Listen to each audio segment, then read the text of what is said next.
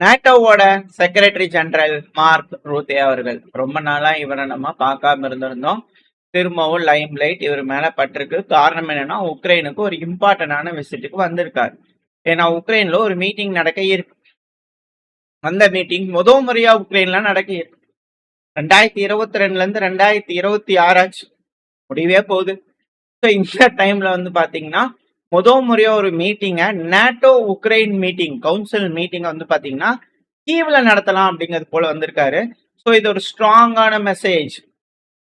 யாருக்கு எப்படி போய் சேரணுமோ அப்படி போய் சேரும் அப்படிங்கல ரொம்ப இதா பேசினார். எங்களோட உறுதித்தன்மை ரொம்ப ஹாப்பி, இது போல வந்திருக்கோம், எங்களோட சப்போர்ட் காமிக்கிறோம் அப்படிங்கறத பல விஷயங்கள் பேசியிருக்காரு. பட் ஆனா அவர் ஒரு விஷயத்த பார்க்கவே தவறிட்டார். அவருக்கு தெரிஞ்சிருக்கும், பட் இருந்தாலும் பேசல. இதே வேற இடத்துல இருந்ததுன்னா கடுமையான கண்டனங்கள் அப்படிங்கிறது போல வந்திருக்கலாம். பட் ஆனா இப்ப எஸ்கலேஷனோட உச்சகட்டத்துல இருக்கிறதுனால இதெல்லாம் கண்டுக்கிறதுல போல தெரியுது. ஏன் அப்படின்னா, கர்கிவ் ஏர்போர்ட்ல பெலிஸ்டிக் மிசைலை விட்டு ஏவி இருக்கிறாங்க ரஷ்யா. ஹெவியான தாக்குதல் வந்து பாத்தீங்கன்னா எல்லா பக்கத்துலயும் நடந்துட்டு இருக்கு. மிடில் ஈஸ்டும் சரி, அங்கேயும் சரி, பயங்கரமான அட்டாக். அதுவும் செயின்ட் பீட்டர்ஸ்பர்க்ல நடந்த அட்டாக் காலையில பதிவுல பார்த்துருப்போம். ஸோ அங்க வந்து பண்ண ஒரு இம்பார்ட்டன்டான மீட்டிங் நடக்குது. அந்த இம்பார்ட்டன்டான மீட்டிங்ல இம்பார்ட்டன்டான விஷயங்கள். கொஞ்ச நாளைக்கு முன்னாடி புட்டின் அவர்கள் வந்து பாத்தீங்கன்னா கஜகஸ்தான் போயிருந்தாரு. அங்க யூரேஷியன் மீட்டிங் ஒன்று நடந்தது. அதுல லோக்கல் கரன்சிஸ்ல நம்ம வர்த்தகம் பண்றோம், வேற நாட்டோட இதே இல்லாம பொருளாதார வளர்ச்சி நம்மளுக்குள்ள நல்லா இருக்கு, தொடர்ந்து போகணும் அப்படிங்கிறது போல அவங்க பேசியிருந்தாங்க. அது டீடாலரைசேஷனுக்கான ஒரு விஷயத்த பேசியிருந்தார்.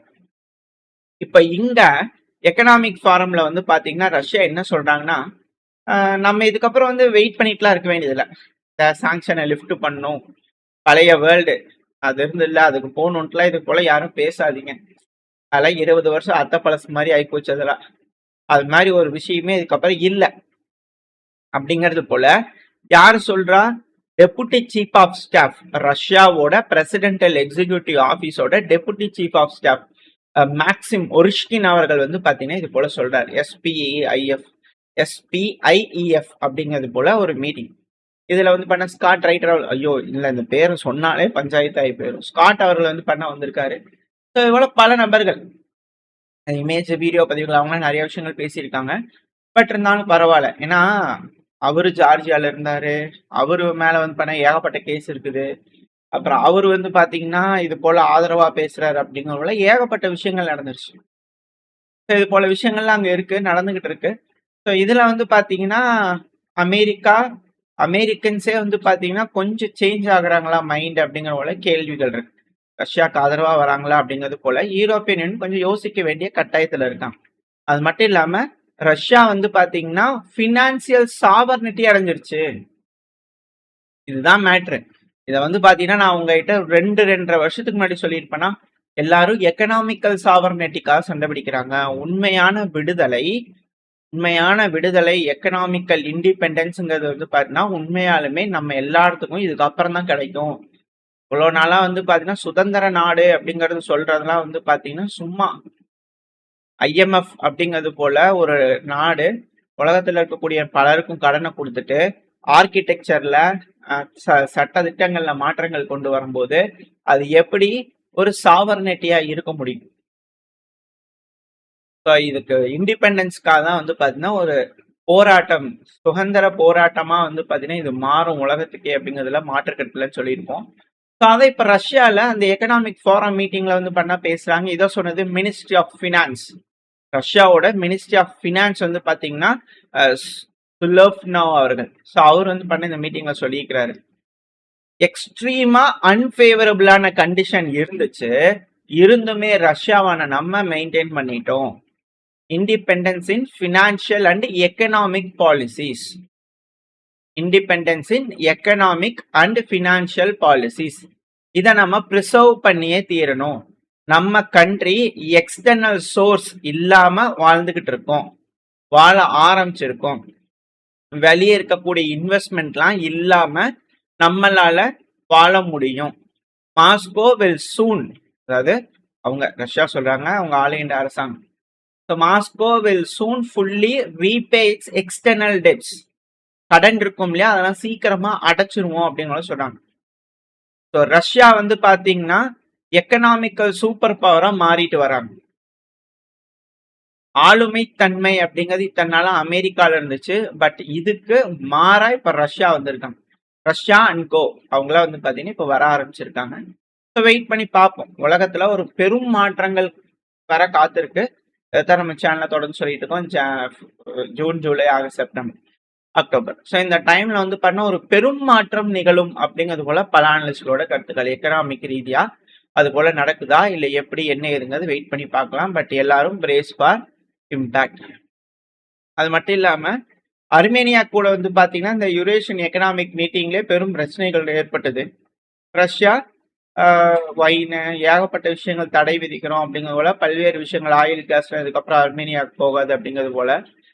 இப்ப வந்து பாத்தீங்கன்னா அர்மேனியாவோட பிரைம் மினிஸ்டர் என்ன சொல்றாங்கன்னா அங்க மீடியாக்கள் சொல்றாங்க, எலெக்ஷன் முடிஞ்சதுக்கு அப்புறமா நான் மாஸ்கோவுக்கு போவேன்.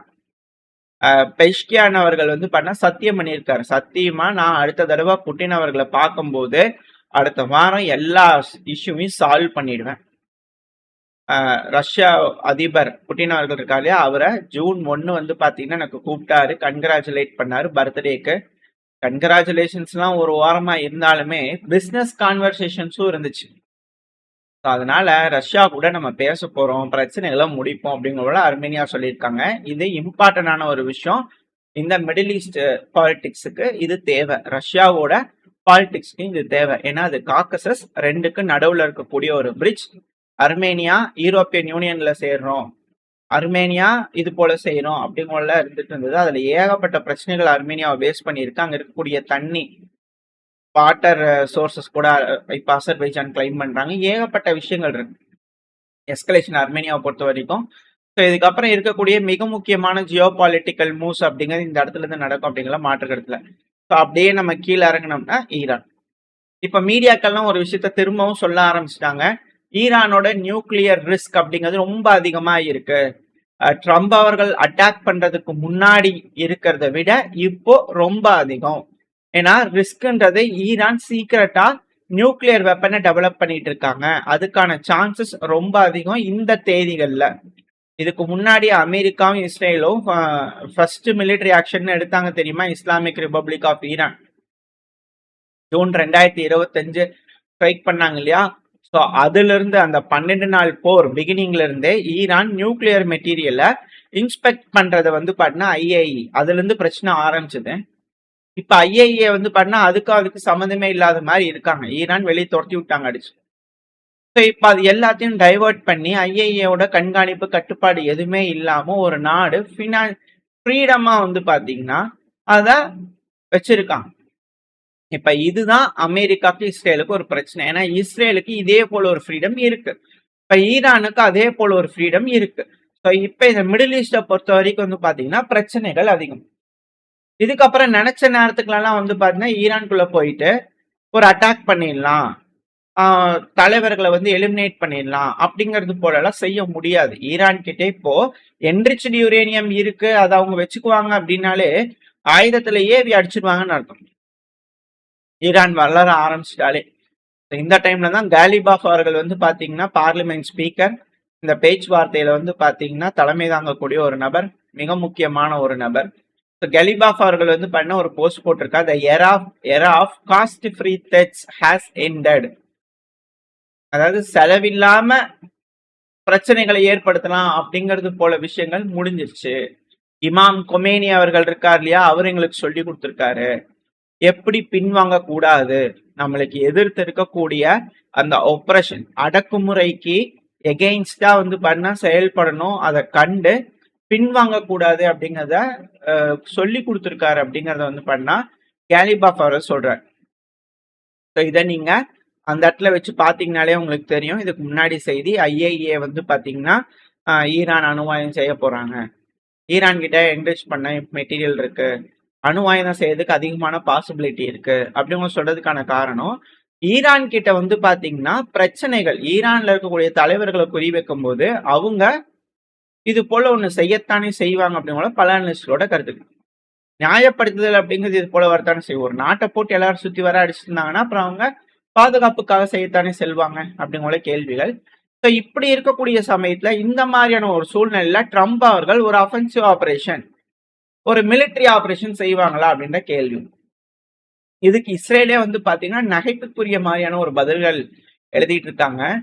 ட்ரம்ப் வந்து பாத்தீங்கன்னா ட்ரம்ப் அவர்கள், அமெரிக்காவோட அதிபர் தேவ தூதர் அவர்கள், ட்ரம்ப் அவர்கள், டொனால்டு ட்ரம்ப் அவர்கள் ஈரானோட சீஸ்பயரை முடிக்கணும் அப்படின்னா அமெரிக்க ட்ரூப்ல யாராவது ஒருத்தவங்க இறந்தாதான் இந்த சீஸ்பயரை கேன்சல் பண்ணுவாரு அப்படிங்கிறது போல பிரைவேட்டா வந்து பண்ணா குஸ்குஸ்ன்னு சொல்லிட்டு இருந்ததா மீடியாக்கள் தரப்புல வந்து பண்ண செய்திகள் கசிஞ்சிருக்கு. இதை இஸ்ரேலோட மீடியாக்கள் வந்து பாத்தீங்கன்னா ரிப்போர்ட் பண்ணியிருக்காங்க. ஆனா அமெரிக்காவோட ட்ரூப்ஸ் ஆல்ரெடி வந்து பண்ணா குவைத்துல இறந்திருக்காங்கன்னு அமெரிக்காவே கன்ஃபார்ம் பண்ணிக்கிறாங்க. ஆனாலும் இன்னும் சீஸ்பயர் வந்து பாத்தீங்கன்னா ரத்தாகல. அந்த அபிஷியல்ஸ்லாம் வந்து பண்ணா குஸ்குஸ்ன்னு கேட்டேன்னு சொல்லிக்கிறாங்களே, அவங்களுக்கு தெரியுமா தெரியாதா? இல்ல ட்ரம்ப் அவர்கிட்ட சொன்னாங்களா இல்லையா? ஐயா நம்ம வீரர்கள்லாம் செத்து போயிட்டாங்கய்யா ஈரான் தாக்குதல் பண்ணி, அது யாரா போய் சொன்னாங்களா இல்லையா அப்படின்ற கேள்விகளை வர ஆரம்பிச்சிருக்கு. எப்படி இதுக்கு முன்னாடி உக்ரைன் ரஷ்ய அதிபரை வந்து கலாய்ச்சிருந்தாங்களே, இப்ப அதே போல ட்ரம்ப் அவர்களை கலாய்க்கிறாங்க. அதே பாணியில வந்து பாத்தீங்கன்னா ஹிஸ்டரி ரிப்பீட்ஸ் அப்படிங்கிறது போல நடந்துகிட்டே இருக்கு. ஈரானோட தீவுகள், கொஷம் தீவுகள் இது போல பகுதிகள் அட்டாக் பண்றாங்க. பட் இருந்தாலும் பெருமளவுல அட்டாக் அப்படிங்கறத அமெரிக்க தரப்பு வந்து முன்னெடுக்க முடியல. இது அவங்களோட இயலாமை அப்படிங்கறதோட பல அனலிஸ்டோட கருத்துக்கள். அதே வந்து பாத்தீங்கன்னா ஈரான் தரப்புல இருந்து வந்து பாத்தீங்கன்னா லேஸ்ல விடுற மாதிரி இல்ல. ஈரானோட ஃபாரின் மினிஸ்டர் தரப்புல இருந்து வார்ன் பண்ணிக்கிறாங்க. ஸ்ட்ரைக் பீரூட் மேல நடந்துச்சுன்னா ஃபுல் ஸ்கேல் ரிசம்ஷன் ஆஃப் வார் நடக்கும் அப்படிங்கிறது போல ஈரானோட ஃபாரின் மினிஸ்டர் அப்பாஸ் அக்ராச்சி அவர்கள் இஸ்ரேல வார்ன் பண்ணிக்கிறாங்க. பீரூட்ல அட்டாக் நடக்கிறதுக்கு எகெயின்ஸ்டா இது போல ஒரு மிரட்டல்கள் விட்டாங்க. இப்ப அதே போல இஸ்ரேல் கண்டுக்காம அடிச்சாங்க. இப்போ ஈரான் ஃபுல் ஸ்கேல் வார ரெஸ்யூம் பண்ணியிருக்காங்க. இது மிக பெரும் தலைவலியா அமெரிக்காக்கு இஸ்ரேலுக்கும் மாறி. எப்படி இந்த மிடில் ஈஸ்ட் பிரச்சனைகள், at the same time Russia Ukraine பிரச்சனை, அப்புறம் காக்கசஸ் பிரச்சனை, இப்ப இது எல்லாமே லிங்க் ஆகுது, ஒற்றை புள்ளிகள்ல வந்து லிங்க் ஆகுது அப்படிங்கும்போது சிக்கல் ஏற்படுது. அணு ஆயுத போர், உலக போர் அது போல எதுவும் இல்லாம எல்லாம் பேசி தீர்த்துக்கிட்டாங்கன்னா பிரச்சனை இல்லை. அது போல பேசி தீர்த்துக்குவாங்கன்ற நம்பிக்கையில இந்த பையனா முடிச்சிடலாம். ஓரளவுக்கான தகவல்கள் இந்த பையில பார்த்துருப்போம். இந்த பதிவு எப்படின்னு உங்களுக்கு பிடிச்சிருக்கா? பிடிச்சுனா லைக் பண்ணிட்டு உங்க ஃப்ரெண்ட்ஸை நம்மள ஷேர் பண்ணிக்கோங்க. அது கூட மறக்காம நம்ம சேனலை சப்ஸ்கிரைப் பண்ணலாம், மறக்காம சப்ஸ்கிரைப் பண்ணிக்கோங்க. அப்பதான் நம்ம போடக்கூடிய வீடியோக்களை மச்சு யூடியூப் 4 பேருக்கு ப்ரொமோட் பண்ணும். உங்களோட அன்பு ஆதரவு எனக்கு எப்போ இருக்கணும் நம்பிக்கையில் அடுத்த பயில உங்க சந்திக்க. ஸ்டே சேஃப், பாய்.